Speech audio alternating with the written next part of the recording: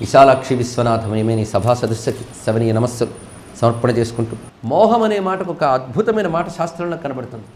అధర్మాన్ని ధర్మం అనుకుని, పైగా ఇది అధర్మమని తెలిసి కూడా వదలకుండా చేయడమే మోహం అన్నాడు ఇక్కడ. అలాంటి మోహంలో దుర్యోధనాదులు కొట్టుకుపోయారు. కనుకనే మొట్టమొదటి ధర్మ పురుషార్థం అది చూపిస్తున్నారు ఇక్కడ. తర్వాత అర్థకామాలు, ఇక అటు తర్వాత మోక్షము. చతుర్విధ పురుషార్థాలే 4 చేతులు అన్న దానికి కూడా ఇక్కడటువంటి సమన్వయం మనకు కనబడుతున్నది. అటువంటి అమ్మవారి యొక్క భవ్యమైనటువంటి ఆయుధములకు ధ్యానం చేస్తూ, తర్వాత న్యాసములు చేసి, తర్వాత అమ్మవారి జపం చేసి ఆరాధించేటువంటి వారు అమ్మవారికి అభిన్నులు అని ఒక చిన్న మాట చెప్పారు. శ్లోకం మాత్రం చెప్పుకుందాం. ఉపాసకులకు పనికొస్తుంది ఇది. Technical details. న్యాసం కృత్వా గణేశగ్రహ భగణ మహాయోగినీ రాశి పీఠై పంచాశన్మాతృకార్ణై సహిత బహుకళైరష్టవాగ్దేవతాభిః సశ్రీకంఠాదియుగ్మైర్నిజ విమలతనౌ కేశవాద్యైశ్చ తత్వైః షట్త్రింశద్భిర్ధరాజ్యైః భగవతి భవతీం యస్మరేత్ సత్వమేవా. న్యాస భాగమునకు చాలా ఉన్నది. న్యాసం అంటే మహన్యాసం కూడా చాలామందికి తెలుసు. ఏ దేవతారాధన చేసినా ఆ దేవత యొక్క మంత్రాలని శరీర భాగాల్లో న్యాసము ఉంచుకొనుట చేయాలి. అప్పుడు శరీరం ఆ దేవతాభావాన్ని పొందుతుంది. అప్పుడు వాడు ఆ దేవతను ఆరాధించడానికి అర్హత సంపాదించుకుంటాడు. అందుకే భగవంతుడు కానివాడు భగవంతుడిని ఆరాధించకూడదు అని ఒక మాట ఉన్నది. మరి మనం భగవంతుని ఎలా అవుతామండి? నీలో జీవభావం పేరుకుపోయింది. ఆ జీవభావం పోవాలి అంటే ఆయా ఇంద్రియ చైతన్యములందు భగవత్ స్వరూపం ఎలా ఉన్నదో మంత్రము ద్వారా నువ్వు ఆ శక్తిని జాగృతపరుచుకోవడమే న్యాసము అంటే. అందుకే నా రుద్రో రుద్రమర్చయేత్, రుద్రుడు కానివాడు రుద్రుడిని పూజించరాదు. నా విష్ణుమర్చయేత్ అన్నమాట కూడా ఉన్నది ఇక్కడ. అలాగే ప్రతి ఉపాసనా సంప్రదాయంలో ఉంటుంది. ఇదేదో చెప్పాం కనుక అయ్యో శ్రీ విద్యా రాష్ట్రం చెప్పేశారేమిటి అని నా వైపు కోపంగా చూడొద్దు. రుద్రం చెప్పినా కూడా ఉంటుంది న్యాసం. ఏది చెప్పినా ఉంటుంది ఇక్కడ. ప్రతిదానికి న్యాసం ఉంటుంది. అలాగే శ్రీ విద్యలో ప్రధానమైన న్యాసాలు ఏంటంటే గణేశ గ్రహ నక్షత్ర యోగిని రాశిరూపిణీ అన్నారు ఇక్కడ. గణేశ గ్రహ నక్షత్ర యోగిని రాశి, వీటిలో ఒక్కొక్క దానికి గణేశ అనగానే దానిలో 36 పైన మంత్రాలు ఉన్నాయి. అలాగే గ్రహ అనగానే 9 పైన మంత్రాలు. వీటిని న్యాసం చేసుకోవాలి. అటు తర్వాత చేయవలసింది పంచాసన్ మాతృకార్ణై. అలాగే బహుకళ అంటే వన్య కళ అంటే అగ్నికళ, సూర్యకళ, చంద్రకళ, సదాశివ కళ, వీటన్నిటిని కూడా న్యాసం చేయడం కనబడుతూ ఉంటుంది. అష్టవాగ్దేవతాభి, వశిన్యాది వాగ్దేవతల్ని కూడా న్యాసం చేసుకుంటారు శరీరమునందు. అదేవిధంగా శివ విష్ణు మొదలైన మూర్తుల్ని న్యాసం చేయడం మూర్తిన్యాసం అంటారు ఇక్కడ. షట్త్రింశద్భిః 36 తత్వములు చెప్తూ ఉన్నది తంత్రశాస్త్రం. సాంఖ్యం 24, 27 చెప్తూ ఉంటే దానిలో ఇంకా సూక్ష్మభాగములు చేసి శివశక్తి తంత్రములు 36 తత్వాలు చెప్తున్నాయి. ఆ 36 తత్వాలను కూడా న్యాసం చేయడం అనేది ఇటువంటి న్యాసం చేసి ఎవడైతే అమ్మవారిని ఆరాధిస్తున్నాడో వాడు నువ్వేనమ్మా అన్నారు ఇక్కడ. అంటే అమ్మవారి స్వరూపములే గ్రహ నక్షత్ర ఇత్యాదులుగా ఉన్నాయి. అవన్నీ కూడా ఎప్పుడైతే వీడు తన యందు మంత్రపూర్వకంగా ఆవహింపజేసుకుని అమ్మవారిని ఆరాధిస్తున్నాడో వీడు అమ్మవారిని ఆరాధిస్తున్నాడు. అందుకే సాక్షాత్ నిత్యం ఈ న్యాసం చేసుకుని అమ్మవారిని ఆరాధించేటువంటి వాడు ఎవడైతే ఉంటాడో వాడు అమ్మకు అభిన్నుడు. అందుకే అటువంటి వాడిని ఏనాడుని నిందించినా దూషించినా అమ్మను దూషించిన పాపం వస్తుంది. పైగా అలాంటి దీక్షితులు ఎవరికి నమస్కారం చేయరు, తెలుసుకోండి. ఈ న్యాసాదులు చేసుకుని పూర్ణ దీక్ష పొందినటువంటి వారు ఇతరులకు నమస్కరించరు. అది అవినయం కాదు. అలాగని ఇతరులకు నమస్కరిస్తే వాడు 6 నెలల్లో పోతాడట. ఎందుకంటే అమ్మవారు స్వరూపం అయిపోయాడు వాడు. ఇదే కాశీక్షేత్రంలో జరిగిన ఒకానొక సంఘటన. ఇలా సర్వన్యాసములు చేసుకుంటూ సాక్షాత్ అమ్మవారిగా సంచరించినటువంటి మహానుభావుడు భాస్కర్ రాయలు వారు. లలితాశాస్త్రం భాష్యం రచించినవాడు, వరివశ్య రహస్యం రచించినటువంటి వాడు భాసురానందనాథ నామధేయుడు మహాత్ముడు. ఆయన కాశీక్షేత్రంలో చూపించిన అమ్మవారి మహిమలు ఎందరికో తెలుసు. ఇక్కడ 64 ఘాటే పెద్ద నిదర్శనం. మన గతంలో చెప్పుకున్నాం. మహానుభావుడు లలిత విషయం ఉపన్యసిస్తూ ఉంటే 64 కోట్ల యోగినీ గణములు అని అంటే వాడు నవ్వేట్టు పండితుడు. ఎందుకంటే పండితుడికి పాండిత్యం ఉంటుంది కానీ శ్రద్ధా విశ్వాసాలు సందేహమే. నవ్వేట్ట ఇవన్నీ కూడా కొంచెం కల్పనలు. అప్పటికి దేశ జనాభా కూడా అంత లేదు.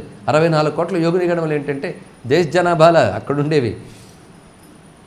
అప్పుడు వాళ్ళ పేర్లు చెప్తాను రాసుకోగలవా అన్నట్ట. వెంటనే వాడు సరే అని సిద్ధమని పడ్డాడు పండితుడు. ఒక్కొక్క దేవత ఆయన నుంచి వచ్చి పేరు చెప్పుకు వెళ్ళేదిటండి ఒక్కొక్కటి కూడా. దానితో రాయలేకపోయాడు. అంత మహానుభావుడు. ఆయన ఈ కాశీలో వసిస్తూ ఉన్నటువంటి సందర్భంలో ఒక యతీశ్వరుడు నిరంతరం ఆ వీధిలోంచి స్వామి దర్శనానికి వెళ్ళేవారు. అప్పుడు ఈయన అరుగు మీద ఉన్న లోపలికి వెళ్ళిపోయేవట. వెంటనే ఆ యతీశ్వరుడు కోపం వచ్చింది, అవినయం ఇతడికి అని. ఎందుకంటే కొందరు సన్యాస దీక్షలు అవన్నీ తీసుకుంటారు కానీ రాగద్వేషాలు పోవండి, అవి మాత్రం. అవి అసలు పోతే ఏ దీక్ష తీసుకోక్కర్లేదు, అది అసలైన మానసిక సన్యాసం. అది ఈశ్వరానుగ్రహం వల్ల రావాలి. సన్యాసకు క్షమశాంత, వేషాలు వేయక్కర్లేదు. మొత్తానికి ఆ సన్యాసి మాత్రం ఇతడు తనని నమస్కరించట్లేదు అనేది గమనించాడు. అతను చాలా అవినయం అనుకున్నాడు. ఎవరి దగ్గర అన్నట్టు ఆయనకు చాలా అవినయం తెలుసా అని. ఆయన వెళ్ళి ఈయన దగ్గర ఊదాడు. వెంటనే ఆయన ఒకసారి నిలబడ్డాడు. స్వామి, మీరు నమస్కరించట్లేదని ఏం అనుకోవద్దండి, నేను నమస్కరిస్తే శాస్త్రం ఒప్పుకోదు, కావాలంటే మీ దండం అక్కడ పెట్టండి, నేను నమస్కారం చేస్తానన్నాడు. వెంటనే తన దండాన్ని అక్కడ పెట్టేట. ఈ నమస్కరించగానే దండం నిలువునా భస్మం అయిందండి ఒక్కసారి. అందుకు నేను మీకు నమస్కారం చేయలేదని చెప్పెట్టండి. అది ఉపాసనలో ఉత్తీర్ణులైనటువంటి వాళ్ళ స్థితి ఆ విధంగా ఉంటుంది. వాళ్ళ అమ్మకు అభిన్నులు, వాళ్ళకి ఇంకా లౌకికమైన వాటిపై దృష్టి ఉండదు. వాళ్ళకి ఎవరైతే ఆ జగదంబతో తాదాత్మ్యం చెందుతారో మరి ఇంకా లౌకిక విషయములు చిల్ల పెంకులే, వాటిపై దృష్టి ఉండదు. అందుకే అటువంటి ఆరాధన చేసిన వాడు భగవతి భవతిం యస్మరేత్ సత్వమేవా అనే మాటని ఇంత చక్కగా చూపిస్తున్నారు. సురపతిపుర లక్ష్మీ జృంభణాతీత లక్ష్మీ ప్రసరతి నిజగేహే యస్య దైవం త్వమార్యే వివిధ బహుకళానాం పాత్రభూతస్య తస్య త్రిభువన విదితా సా జృంభతే స్ఫూర్తిరిచ్ఛా. సురపతిపుర లక్ష్మి అమ్మ, ప్రసరతి నిజగేహే యస్య దైవం త్వమార్యే. అమ్మవారిని ఆర్యే అని పిలిచారు. ఇక్కడ ఆర్య అనేది అమ్మవారి నామాల్లో గొప్ప నామం, పరమ పూజ్యురాలు అని అర్థం. ఇక్కడ ఓ ఆర్య, ఎవరి ఇంట్లో నువ్వు దైవముగా కొలవబడుతూ ఉంటావో ఆ ఇంట్లో ఇంద్రుడి ఐశ్వర్యానికి మించిన లక్ష్మి, ఇంద్రపురి అయిన స్వర్గములో ఉన్నదాని ఐశ్వర్యానికి కంటే మించిన ఐశ్వర్యం నిన్ను ఇంట్లో పూజించేవాడి ఇంట్లో ఉంటుందమ్మా. ఇక్కడ అంత అఖండ ఐశ్వర్యం ఇస్తుంది. అమ్మవని ఆరాధించిన ఇంట్లో దరిద్రం ఉండదు. అందుకే కటాక్ష కింకరీభూత కమలాకోటి సేవిత, కోట్ల కొలది ఐశ్వర్యములు అక్కడ ఉంటాయి. అలాగే వివిధ బహుకళానాం పాత్రభూతస్య తస్య, వివిధములైన కళలన్నీ అతడు ఎందు ఉంటాయి. కళలకు అతడు పాత్రభూతుడవుతాడన్నారు. కళలు అంటే విద్యలు, ఇది అర్థం. ఈ రోజుల్లో కళలంటే నీచమైన అభిప్రాయాలు తీస్తున్నారు. ఇక్కడ కళలంటే విద్యలని అర్థం. ఇక్కడ అలాంటి విద్యలన్నీ అతని వద్ద లభిస్తాయి. పైగా ముల్లోకాల్లో దేన్నైనా తెలుసుకోగలిగేటువంటి శక్తి అతడికి లభిస్తున్నది అని అమ్మవారి ఆరాధన మహిమని ఇక్కడ చూపిస్తున్నారు. ఇంకొక శ్లోకం వస్తున్నది. ఇది అమ్మవారి యొక్క అద్భుతమైన ధ్యాన శ్లోకం. ఇది ఈ శ్లోకం నిత్యానందనాథుల వారు వ్యాఖ్య చేస్తూ, నేను ఇది పాఠభ్రమ అనుకుంటున్నాను, అందుకు వ్యాఖ్యానించడం లేదన్నాడు. శ్లోకం మాత్రం రాశారు ఇక్కడ.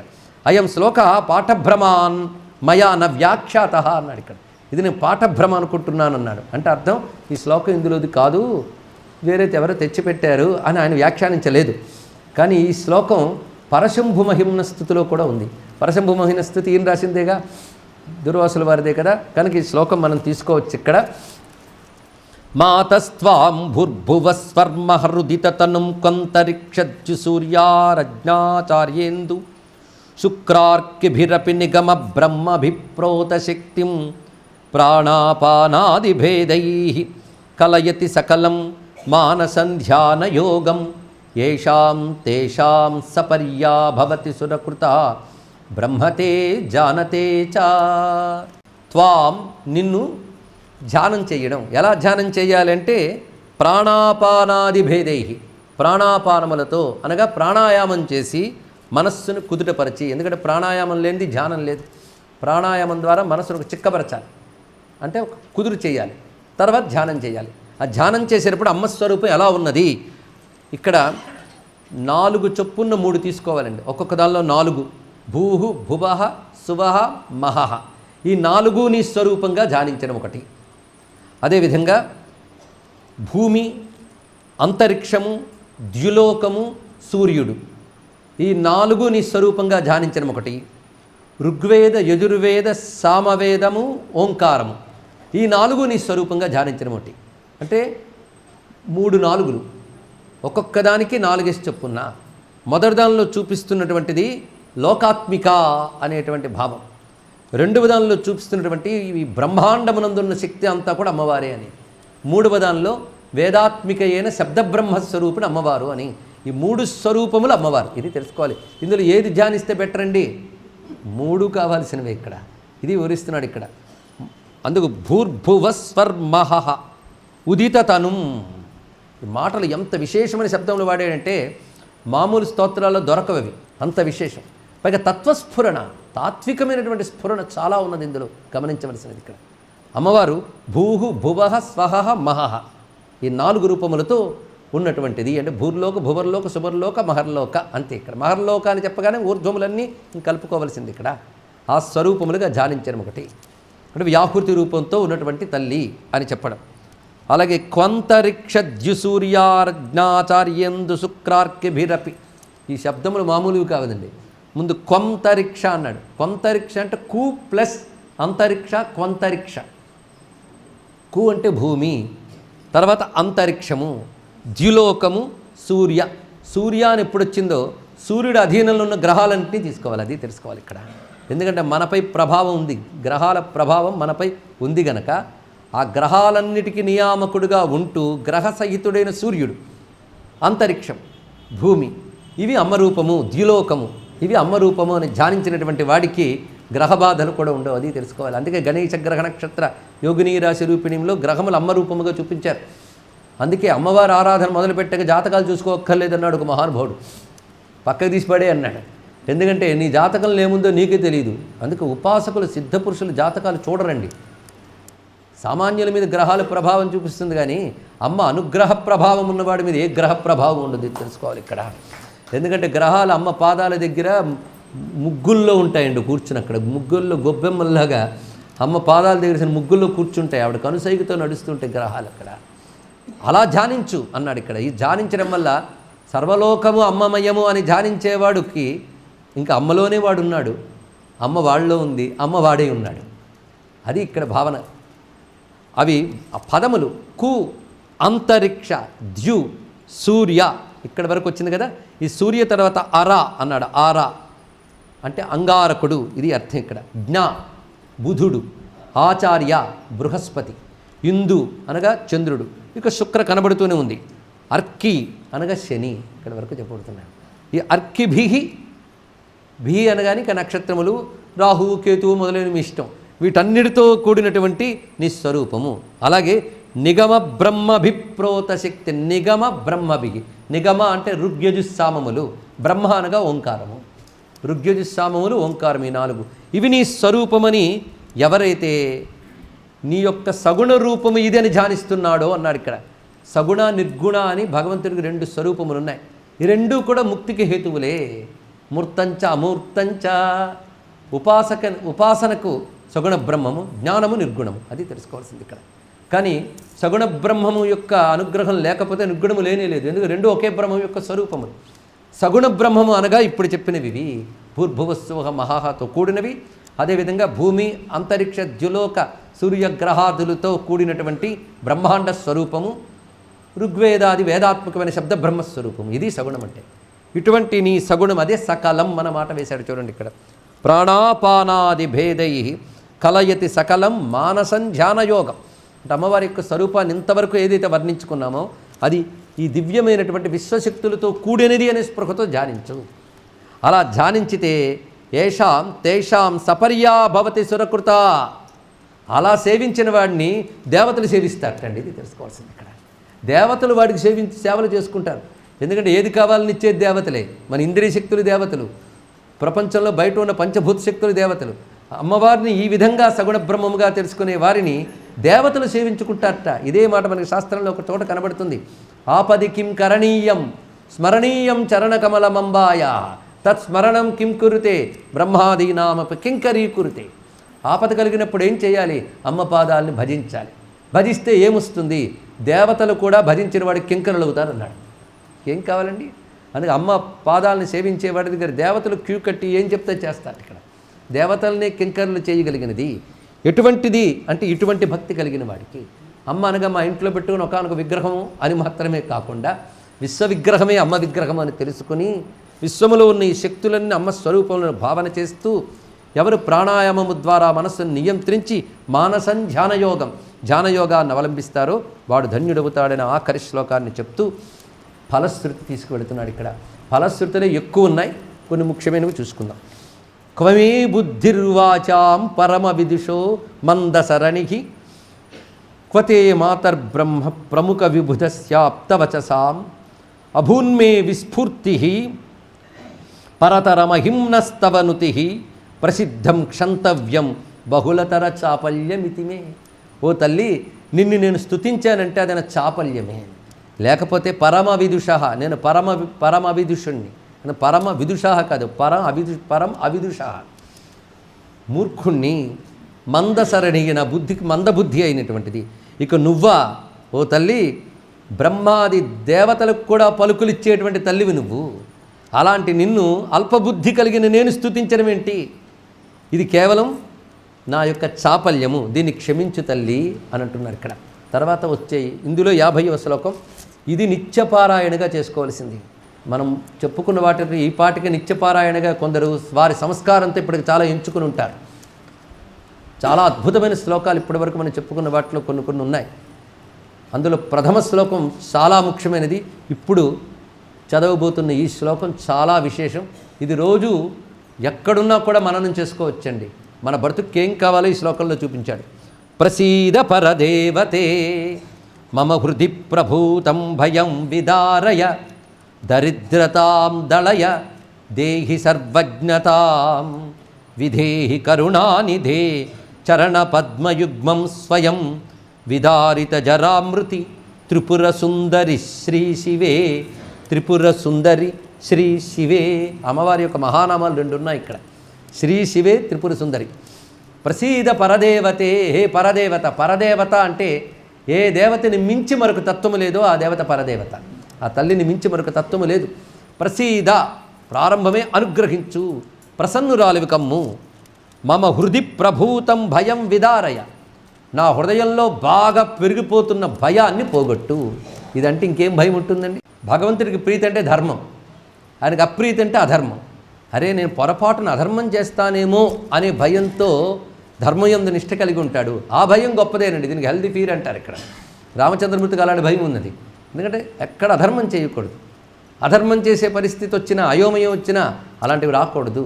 అందుకే ధర్మం చక్కగా చేసేటట్టు దీవించవయ్యా అని భగవంతుడు ప్రార్థించాలి. ఇక్కడ ఆ భయం వేరు, ఆ భయం మంచిదే. అలాంటి భయము భక్తిని ఉద్దేశంతో చెప్పారు ఇక్కడ. అద్వైత భ్రాంతి అనే భయాన్ని పోగొట్టు. మమ హృది ప్రభూతం భయం విదారయ. ఇప్పటి వరకు వేదాంతం దాకా వెళ్ళలేకపోతే నాకు కలిగే భయాలు పోగొట్టు తల్లి అనుకున్న తప్పేమీ లేదు. దరిద్రతాందళయ, నా దరిద్రాన్ని పోగొట్టు. దేహి సర్వజ్ఞతాం, నాకు సర్వజ్ఞత్వాన్ని ప్రసాదించు.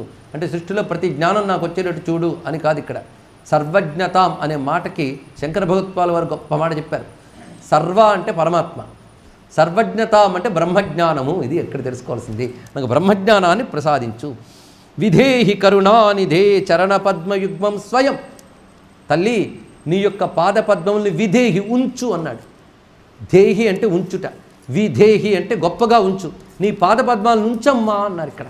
అందుకే నీ పాదపద్మాలను నేను తెచ్చుకుంటానంటే మనం తెచ్చుకోలేము, ఆవిడ ఉంచాలి. ఆవిడ దయతో రావాలే కానీ మనం తెచ్చుకోలేమండి ఇక్కడ. అందుకే విధేహి ఎక్కడ ఉంచాలి? శిరస్సు పైన, హృదయంలోనో, నా ధ్యానంలో. అది ఇక్కడ నా ధ్యానంలో నీ పాదపద్మాలని ఉంచాలి. స్వయం అనే మాట వేశారు ఇక్కడ. నీ అంతటి నువ్వు స్వయముగా నీ పాదపద్మములు నా హృదయంలో భాషింపజే. అర్హత నాకు ఉందని నేను అన్ను. కరుణానిధే, నేను అర్హుణ్ణి కాను, నువ్వు దయామయివి గనక. ఇది అందుకు కరుణానిధే విధేహి చరణ పద్మయుగ్మం స్వయం. అయితే ఆ పాదపద్మానికి ఎలాంటి శక్తి ఉందయ్యా అంటే విదారిత జరామృతి. చక్కని మాట. జరామరణముల్ని విదారిత, చీల్చేసేది అన్నారు ఇక్కడ. అంటే జరామరణములు లేనటువంటి నీ పాదపద్మములు, జరామరణములు లేకుండా చేసేటటువంటి పాదపద్మములు రెండూ కూడా. అమ్మ పదం, పాదం. ఆ పదం ఎటువంటిదయ్యా అంటే జరామరణములు లేనటువంటి బ్రహ్మపదం. ఆ బ్రహ్మపదమే నీ పాదం. జరామరణములు లేని నీ పాదపద్మములు నా హృదయములో భాషింపజేయమ్మా త్రిపుర సుందరి శ్రీ శివే. ప్రసీద పరదేవతే. ఇప్పుడు ఇది నిత్యపారాయణ యోగ్యమని ఇప్పుడు అంగీకరిస్తారు కదా ఇందులోని శబ్దంలో బట్టి చూస్తే. ప్రసీద పరమేశ్వరి మమ హృది ప్రభూతం భయం విదారయ దరిద్రతాం దళయ దేహి సర్వజ్ఞతాం విధేహి కరుణానిధే చరణ పద్మయుగ్మం స్వయం విదారిత జరామృతి త్రిపుర సుందరి శ్రీ శివే. ఇతి త్రిపుర సుందరీ స్థితిమిమాం పఠేద్యస్సుధీః స సర్వదురితాటవీ పటల చండదావానల భవేన్ మనసి వాంఛితం ప్రచుర సిద్ధిరుద్ధిర్భవేత్ అనేక విధ సంపదాం పదమనన్యతుల్యో భవేత్. ఈ త్రిపుర సుందరి స్థుతిని ఏ పండితుడు చదువుతాడో అన్నాడు ఇక్కడ. పండితుడు అంటే సుధీ అన్నారు ఇక్కడ, మంచి బుద్ధున్నవాడని అర్థం ఇక్కడ. స సర్వదురితాటవీ పటల చండదావానల, వాడి సర్వ పాపములు అరణ్యాల్లా పెరిగిపోయినా ఈ స్తోత్రం చదివిన వెంటనే దావాగ్నిలా అమ్మ అనుగ్రహం వచ్చి ఆ పాపారణ్యాన్ని దహనం చేస్తుంది ఇక్కడ. అంతేకాదు భవేన్ మనసి వాంఛితం, వాడు కోరుకున్న కోరికలు నెరవేరుతాయి, సిద్ధి సమృద్ధి లభిస్తుంది, వాడు అనన్యతుల్య సాటి లేనివాడవుతాడు. అంతేకాదు సంగీతం సరసం విచిత్ర కవిత మామ్నాయ వాక్యస్మృతిం వ్యాఖ్యానం హృది తావకీన చరణ ద్వంద్వంచ సర్వజ్ఞతాం శ్రద్ధాం కర్మణి సంభవేతి విపులం శ్రీజృంభణం మందిరే సౌందర్యం వపుషి ప్రదేహి జగతాం అంబా ఈశ్వరి శ్రీ శివే. సరసమైన సంగీతం అమ్మవారిని గానం చేయడం కోసం, అది తెలుసుకోవాలి. విచిత్ర కవిత, చక్కని ఆశ్చర్యభరితమైనటువంటి కవిత్వము. ఆమ్నాయ వాక్య స్మృతి, శాస్త్రవాక్యముల యొక్క స్మరణ. ఇది చాలా అద్భుతమైన మాట చెప్పాడు. శాస్త్రవాక్యాలు ఎన్నో ఉంటాయి, కానీ సరైన సమయంలో శాస్త్రం ఏం చెప్పిందో మన స్మరణలో ఉండాలి. ఆ స్మరణ అమ్మవారి ఇస్తారట. అదేవిధంగా వ్యాఖ్యానం, శాస్త్రవాక్యాలకి వ్యాఖ్యానం చేయగలిగే శక్తి. హృది తావకీన చరణం, హృదయంలో అమ్మ పాదాలు. చూడండి ఇంకేం కావాలి ఇక్కడ. అటుపై సర్వజ్ఞతాం, సర్వజ్ఞత్వం అనగా బ్రహ్మజ్ఞానం. శ్రద్ధాం కర్మణి శాంభవే, చాలా విశేషమైన మాట. శాంభవ కర్మల యందు శ్రద్ధ. ఇంకెంతకంటే ఈ ఒక్క శ్లోకంలో మన బ్రతుకు కావాల్సినవన్నీ ఉన్నాయండి. శాంభవే కర్మణి శ్రద్ధ, శాంభవ కర్మల యందు శ్రద్ధ. అమ్మవారి దీక్షకు మరొక పేరు శాంభవ దీక్ష అని పేరు. మరి శివదీక్ష అన్న, శక్తి దీక్ష అన్న శాంభవ దీక్ష. ఇప్పుడు శాంభవి అని శంభు ఏముంది? శాంభవ దీక్షకు సంబంధించిన కర్మలు అంటే అమ్మవారి ఆరాధనకి సంబంధించిన కర్మలు ఏవి ఉన్నాయో, జపము, తపము, ధ్యానము, అర్చన ఇత్యాదులన్నీ, వాటి యందు శ్రద్ధ, అవి చెయ్యాలనే ఆసక్తి, వాటిపై అపారమైన విశ్వాసము, అవి కలిగించమ్మా. అది అడుగుతున్నారు. ఇంకేం కావాలండి? మంచి సంగీతము, చక్కటి కవిత్వము, శాస్త్రవాక్య జ్ఞానము, వాటిని వ్యాఖ్యానించగలిగే నేర్పరితనము, హృదయంలో అమ్మవారి పాదముల ధ్యానము, బ్రహ్మజ్ఞానము, శాస్త్రకర్మలయందు ముఖ్యంగా శాంభవ కర్మలయందు శ్రద్ధ. శ్రీజృంభణం మందిరే, ఇంట్లో సంపదల యొక్క విస్తృతి అన్నాడు ఇక్కడ. శ్రీ అంటే ఐశ్వర్యం, జృంభణం అంటే ఎదుగుదల. శ్రీజృంభణం మందిరే, నా ఇంట్లో ఐశ్వర్యం. సౌందర్యం వపుషి, శరీరంలో సౌందర్యం అంటే వెంటనే వాళ్ళు ఎలా ఉన్నారు తెల్లగా మారిపోతారని కాదు ఇక్కడ. సౌందర్యం అంటే అర్థం ఏంటంటే 10 మంది ఆదరించగలిగే లక్షణమే సౌందర్యం. ఇది తెలుసుకోండి. సుందరం అంటే సుతరాం ఆద్రీతీత సుందరం. 10 మంది ఆదరిస్తే అదే సుందరం. ఎంత అందంగా ఉంటే చూసిన వాళ్ళకి చిరాకు పుట్టింది అనుకోండి, అదే సౌందర్యం. అందుకు 10 మంది ఆదరించేటటువంటి లక్షణం వాడికి ఇస్తుంది అమ్మవారు. అది సౌందర్యం వపుషి ప్రదేహి జగతాం అంబా ఈశ్వరి శ్రీ శివే. దుర్వాససా విదిత తత్వమునీశ్వరేణ విద్యాకళా యువతి మన్మథమూర్తినా ఏతత్ స్తోత్రం వ్యధాయి రుచిరం త్రిపురాంబికాయా వేదాగమోక్త పటలై విదితైకమూర్తే. ఈ స్తోత్రం త్రిపురాంబది. త్రిపురాంబ ఎవరు? వేద ఆగమ ఉక్త పటలై విదిత ఏకమూర్తి. వేదముల చేత, ఆగమముల చేత, వేదము నిగమం, ఆగమం మంత్రశాస్త్రం, ఈ రెండిటి చేత తెలియబడేటటువంటి మూర్తి. ఇంకే దేని ద్వారా తెలుసుకోలేం. ఆ రెండిటి ద్వారా తెలియబడే తల్లిని ఉద్దేశించి చేసిన స్తోత్రం ఇది అన్నాడు. అంటే అర్థం ఏంటి? ఈ స్తోత్రం కూడా వేద ఆగమమయం, అది చెప్పడం ఇక్కడ. రచించిన వాడెవడు? దూర్వాసస విదిత తత్వమునీశ్వరేణ, తత్వము తెలిసిన మునీశ్వరుడైన, యథార్థ బ్రహ్మజ్ఞానం తెలిసినవాడు. దూర్వాసుడు మన్మథమూర్తి అన్నాడు. ఆయన అనేక మంది యువతలు వలచి ఉన్నట్టు, పట్టుకుని ఉన్నట్టు యువతలతో తిరుగుతున్నాడు ఆయన. అరే యువతలతో తిరుగుతూ మురుజు అంటారు ఏంటంటే యువతలు ఎవరో చెప్తున్నాడు ఇక్కడ. విద్యా కళా యువతి మన్మథమూర్తినా ఏతత్. విద్యలు శాస్త్రములు అని యువతులు వలచిన మన్మథమూర్తి అన్నాడు ఇక్కడ. అంటే ఆయన పట్టుకు తిరుగుతున్న యువతలు ఎవరు? విద్యావనితులు. అది తెలుసుకోవాల్సింది ఇక్కడ. విద్యావనితులుగా మన్మథుట్ట. ఈ చెప్పడంలో ఉద్దేశం ఏంటంటే మన్మధుడిని యువతులు వలచుతారు, అలాగే విద్యలు ఆయన్ని వలచాయి, ఆయన్ని పట్టుకున్నాయి, ఆయన విడిచిపెట్టకుండా ఉన్నాయని చెప్పడం ఇక్కడ. సర్వ విద్యా స్వరూపుడని చెప్పడం ఇక్కడ. వేదాంత విద్యకి ప్రథమాచార్యుడైనటువంటి దుర్వాస మహర్షి తపశ్శక్తితో వేదాగమ శాస్త్రబద్ధంగా అమ్మవారి యొక్క స్వరూపాన్ని మంత్రశాస్త్ర, తత్వశాస్త్ర, యోగశాస్త్ర, ఉపాసనా శాస్త్ర సమ్మితంగా రచించారు. భక్తి ముప్పిరుగుని రచించారు. ఇక్కడ ఆత్మార్పణపూర్వకమైన భక్తి. భక్తి అంటే నా ఉద్దేశంలో అర్పణపూర్వకం, ఆత్మార్పణపూర్వకమైన అహంకారరహితమైన భక్తి ఒకటి, తత్వజ్ఞానభరితమైనటువంటి విజ్ఞానం ఒకటి, మరొక మంత్రశాస్త్ర విశేషములు ఒకటి. ఇన్నిటితో కలబోసి మహిమాన్వితమైన 56 శ్లోకాల గ్రంథాన్ని మనకు సాక్షాత్ శివుడైన దుర్వాస మహర్షి ప్రసాదించారు. అన్నపూర్ణ విశాలాక్షి మాత పాదపద్మాలకు నమస్కరిస్తూ